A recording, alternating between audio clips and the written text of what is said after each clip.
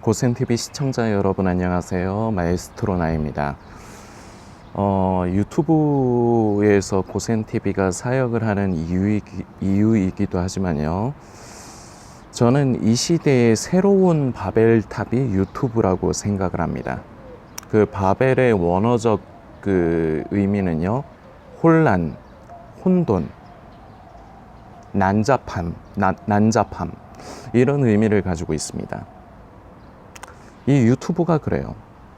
누구든지 제한 없이 이제 컨텐츠를 제작을 해서 올릴 수 있다 보니까, 물론 이 부분이 고센TV 사역이 가능하게 된 이유 중에 하나이기도 하죠.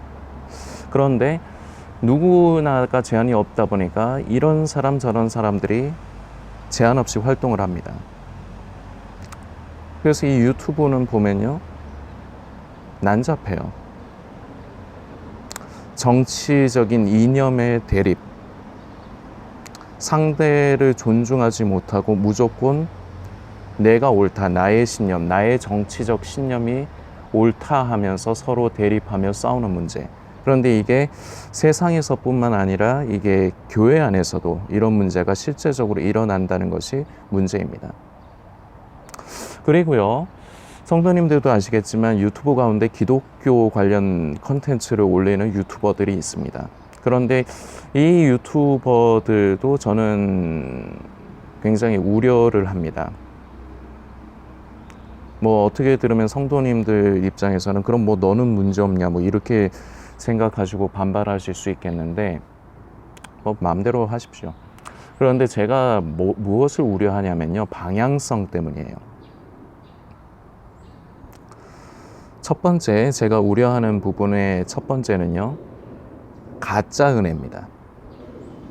가짜 은혜가 유튜브 상에 넘쳐요. 이게 무슨 말이냐면요, 십자가의 메시지가 없다는 겁니다. 믿음은요, 부담스러운 겁니다. 그런데 인간은 부담을 싫어하죠. 그리고 손해보는 걸 싫어해요. 힘든 걸 싫어해요. 그러나 참된 그리스도인은요, 가짜가 아니라 진짜로 예수님을 믿는 사람이 맞다면요, 날마다 자기 자신을 부인합니다. 그게 쉽겠습니까? 나한테도 생각이 있고 나한테도 뜻이 있는데 그것이 없다는 게 아닙니다. 누구나 다 있어요. 그런데 그걸 내려놓고 그 자리에 우리 주님의 뜻과 주님의 마음을 만지고 그 뜻에 순종하는 것이, 때로는 내 속에서 그 갈등이 일어나고, 때로는이 아니지, 거의 대부분이죠.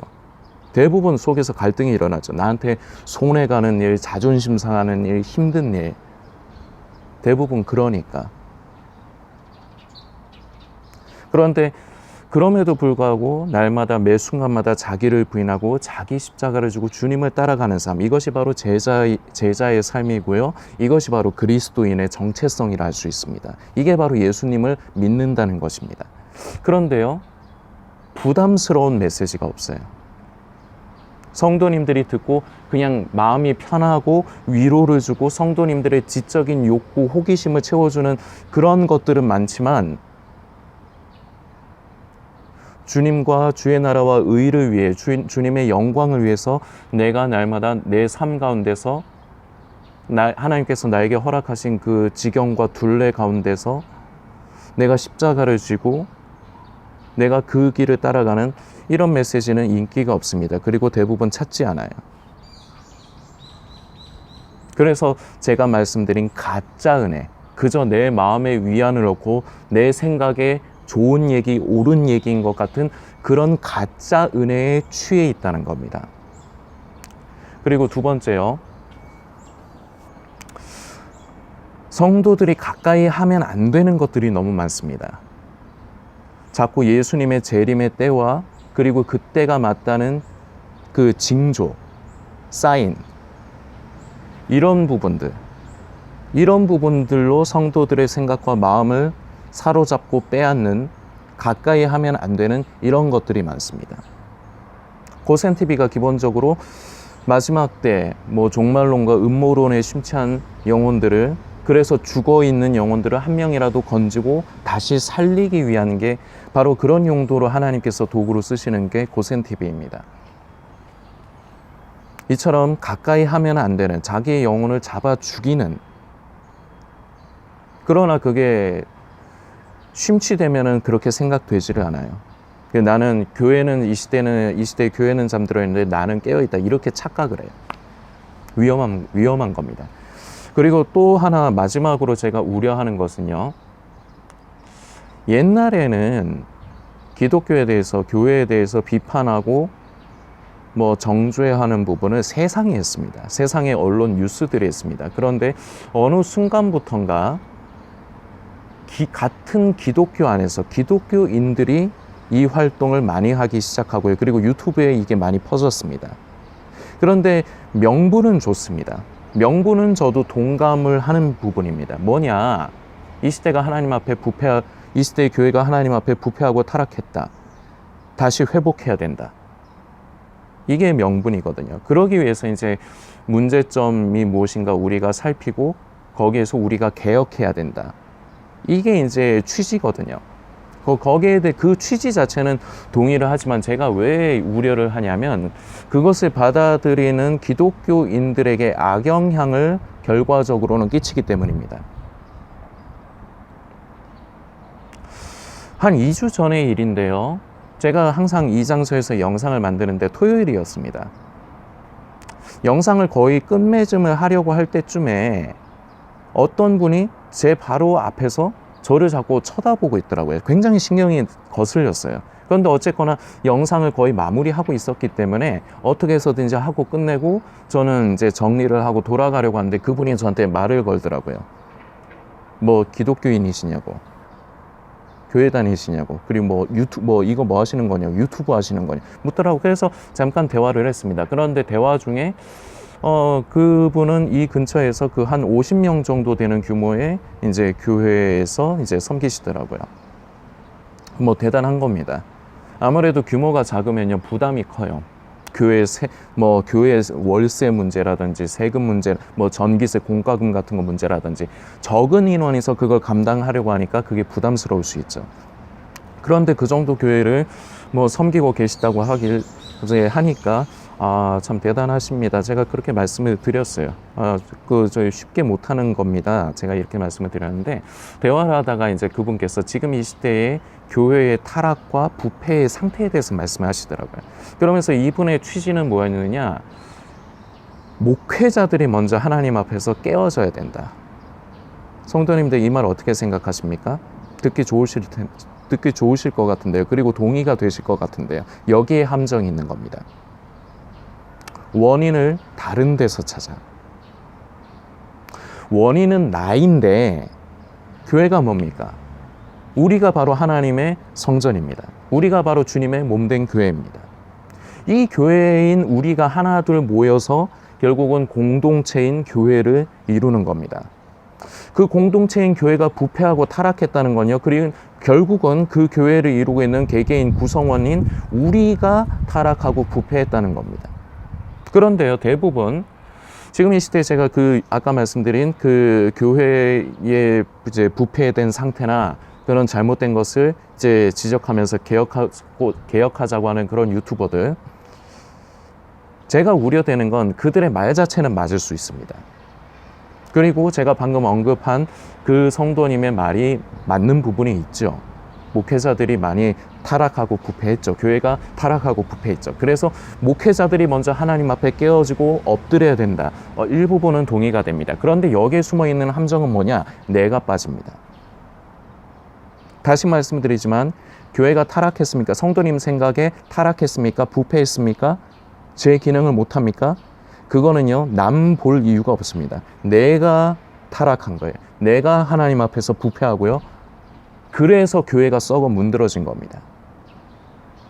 그런데 나 자신을 돌아보지 않고 그것을 그 총대를, 그 총구를 목회자에게 겨누고 교회에 겨눕니다. 그러면서 자기는 빠집니다. 이 부분이 문제가 됩니다. 그분이 뭐 특별히 그분을 창피하게 하거나 뭐 비판하고 싶어서 말씀드리는 게 아닙니다. 그분의 상태가 지금 이 시대의 기독교인들의 수준, 상태입니다. 그리고 우리 고센TV 성도님들이 주의하시고 끝까지 경계하셔야 될 게 이겁니다. 목회자가 문제냐? 예, 물론 목회자도 문제 있는 사람들 많이 있습니다. 솔직히 말씀드리면 목회를 하면 안 될 사람이 목회를 하는 사람들도 있어요. 분명히 문제는 있습니다. 그건 현실이고요, 사실입니다.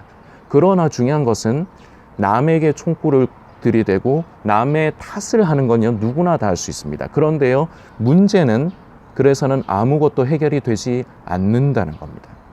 그래서 그런 유튜버들이 이 시대의 기독교의 그 타락, 부패, 교회의 타락과 부패, 목회자의 타락과 부패를 얘기하면서 개혁하자 하는 게 말은 맞는 말이고 옳은 취지라고 할 수 있지만 결과물이 뭐냐? 그것을 시청하는 기독교인들에게 자기 자신을 돌아보지 않고 자꾸 그 총구를 자꾸 교회와 목회자에게만 들이대는 것. 이것이 문제입니다. 그리고요, 오늘 성도님들과 나누고 싶은 게 회복입니다. 그런데요, 이 회복과 회개 있죠. 이 두 말은 같은 의미입니다. 왜 회복과 회개가 같은 의미일까요? 바벨론 포로 귀환이 1차, 2차, 3차에 걸쳐서 포로 귀환이 진행이 됐습니다. 1차는요, 고레스 왕 때 스룹바벨을 통해서 먼저 1차 귀환이 이루어지면서 성전의 기초를 쌓기 시작했습니다. 2차는 에스라를 통해서 이루어졌습니다. 에스라는 무엇을 했습니까? 하나님의 율법과 규례를 정리하고 그 부분을 다시 쌓았습니다. 왜 그렇습니까? 무너진 백성들의 영적인 상태를 다시금 회복시키기 위함입니다. 그리고 3차는요, 느헤미야 선지자입니다. 이 느헤미야가 한 일이 뭡니까? 성벽을 재건했습니다. 그런데 이 느헤미야는요, 먼저 본인 자신이 하나님 앞에 통회하고 자복을 하는 사람입니다. 탓을 한 게 아니라요, 자신의 죄악을, 그리고 자기 조상들의 죄악을 하나님 앞에 말씀드리며 용서를 구하는, 자기가 먼저 엎드리는 그러한 사람이었습니다. 그러면서요, 결과적으로는 3차 포로 귀환으로 이어지면서 결국은 성벽을 재건합니다. 에스라는요, 백성들의 영적인 상태를 세웠습니다. 그리고요, 느헤미야는요, 외적인 부분, 이것을 세우는데 바로 회복인 것입니다. 히브리어로 슈브라고 하는데요, 이 회복이란 말이, 그리고 또 회개가 바로 슈브라는 말을 같이 씁니다. 그런데 이게 무슨 뜻을 의미하고 있느냐면요, 원래의 자리로 돌아간다, 돌이킨다.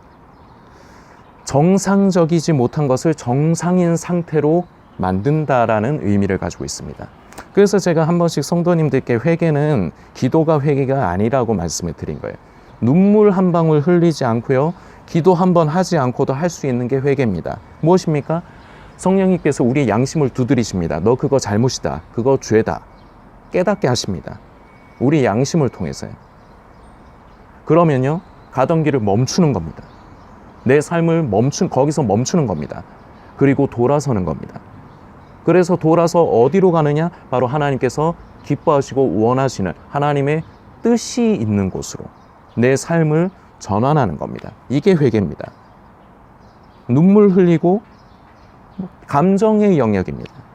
그런데 회개는 감정이 아니에요. 그리고요, 이번 주에 나눌 거지만 믿음도요, 그리고 하나님을 우리가 사랑해야 된다. 이 사랑이 있잖아요. 사랑이라는 말 자체는 원래 감정의 영역에 속한 말이 맞습니다. 그런데 하나님을 사랑한다는 건요, 감정이 아니에요. 이번 주에 하겠습니다. 계속 이어서요. 회복도 마찬가지입니다. 원래의 자리로 돌아가야 되는 것. 무너진 성전을 재건하고, 백성들의 무너진 영적인 상태를 재건하고, 무너진 성벽을 재건하는데, 회복은요, 내 안에서 시작돼야 됩니다. 요새 개혁이라는 말 씁니다. 좋은 말입니다. 그런데 그 개혁은요, 교회와 목회자들을 향한 그 총구를 나 스스로에게 겨누어야 됩니다. 내가 개혁되어야 됩니다. 내가 하나님 앞에 통회하고 자복할 때, 그리고 남을 탓하고 정죄하는 건 쉽습니다. 그런데요, 우리는 느헤미야 선지자를 기억해야 됩니다. 주여, 제가 저의 자리에서 무너진 성벽을 보수하게 하소서. 주님, 제가 무엇을 감당해야 되겠습니까? 이 타락하고 부패한 지금의 시대의 교회 안에서, 내가 지금 섬기고 있는 교회 안에서 주여, 나는 무엇을 감당해야 됩니까? 사실은 이 유튜브가 저에게는 좀 손해가 되는 부분이 있습니다. 제 성향과는 좀 안 맞아요. 저는요, 저 자신을 성찰하고 되돌아보는 것을 좋아하는 사람입니다. 그리고 다른 사람들과 말 섞는 걸 별로 좋아하지 않아요. 근데 성도님들께서는 제가 유튜브 사역을 6년, 7년 가까이 이어오다 보니까 성도님들은 그렇게 생각하시지 않을 수 있습니다. 그런데 제 성향과는 안 맞습니다. 저 자신이 하나님 앞에서 내가 지금 바른 믿음의 길을 걷고 있는가, 제가 저 자신을 돌아봐야 되거든요. 남 얘기할 필요가 없거든요. 그런데 고센TV 사역은 성도님들께서 그것을 인식하시게 하게 하려고, 그리고 일깨우기 위해서 문제점을 말씀을 드려야 됩니다. 그런데 이게 사역을 하는, 전달하는 사람 입장에서는 힘들어요. 이게 조금만 삐끗하면요, 그냥 단순 정죄가 됩니다. 단순한 비판이 됩니다. 그래서 이게 저는 참 많이 힘듭니다. 다른 훌륭한 목사님들은 안 그러실지 모르겠지만 저는 힘듭니다. 그래서 조심하는 편이에요. 그러나 분명한 문제는 문제입니다. 그리고 중요한 것은 개혁은요, 회복은요, 회개는요, 내 안에서 이루어져야 됩니다. 내가 무너진 성벽을 보수하고 재건해야 됩니다. 느헤미야를 기억하십시오. 우리는 느헤미야가 아닙니다. 저는 나현민, 대한민국에서 살아가는 40대 중반이 넘어가서 이제 몇 년 있으면 50대가 됩니다. 그런 사람으로서 내가 지금 섬기고 있는 교회 안에서, 아버지, 제가 무엇을 해야 됩니까? 이 회복에 굉장히 중요한 것이 있습니다. 이 회복을 위해서는요, 관심이 있어야 됩니다. 하나님의 일에 대해서, 주의 나라와 주의 영광을 관심해야 됩니다. 어떻게 해야 될까? 내가 이 자리에서 무엇을 해야 될까? 관심이 중요합니다. 그리고 또 하나, 관심과 더불어서요, 갑자기 말문이 막히네요. 관심하는 게 중요하고, 기억, 죄송합니다. 제가 대본 없이 하다 보니까요, 기억하는 게 중요합니다. 무엇을 기억해야 되느냐? 우리를 향하신 하나님의 그 사랑을 자꾸 변질시키려 하지 마십시오. 자꾸 내 마음에 드는 것, 내 마음에 부담 없는 것, 내 마음에 편한 것이 하나님의 사랑과 은혜다라는 그런 변질된 사랑을 버리십시오. 우리는 하나님을 기억해야 돼요. 그리고 돌아가야 돼요. 원래의 자리. 망가지기 전에 자리로 돌아가야 돼요. 그래서 기억을 해야 돼요. 그리고 관심이 있어야 돼요. 비판하는 건 쉽습니다. 누구나가 다 할 수 있습니다. 그리고 이거는요, 인간의 본성입니다. 인간의 본성 중에 이런 게 있어요. 어떤 피해자를 만드는 겁니다. 왜냐? 내가 그 피해자가 되지 않기 위해서. 이게 중세시대에 어떤 일로 벌어졌습니까? 마녀 사냥. 이게 인간 본성이에요.